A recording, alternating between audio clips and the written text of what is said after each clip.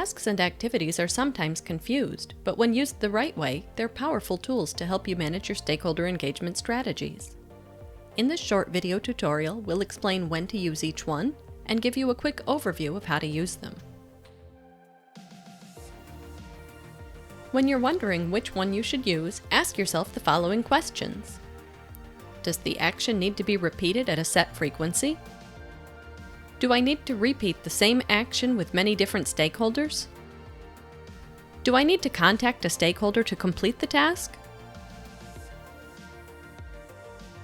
If you answered yes to one or more of these questions, you should create an activity in your engagement plan. If none of these situations apply, simply create a task. A task is a simple one-time action. Think of tasks as items on a to-do list. You can create different types of tasks and assign them to team members to manage and monitor the work being done. When you're looking at a record, whether it's a communication, an engagement plan, or an event like an upcoming inspection, simply click the green plus sign beside tasks to create one. You can choose a task type, enter the title and description, and designate a team member to complete the task. Other fields allow you to specify stakeholders, enter a due date and the latest permissible start date, and assign a priority level. Finally, you can identify an accountable person, like a project manager who is responsible for making sure the task is done, and link to the related project or projects.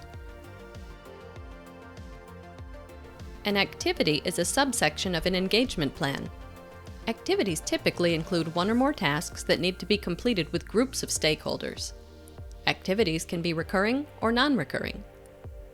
On top of linking your stakeholders to your engagement initiatives, an activity will create tasks, which you can assign to team members with just a few clicks. An activity must be created in an engagement plan. You'll have to complete the mandatory fields configured for your organization. It's usually best to fill in as much information as you can, including objectives and the key message of the communication. You can add stakeholders and assign team members to complete the tasks. Add a time frame to define when your activity will take place.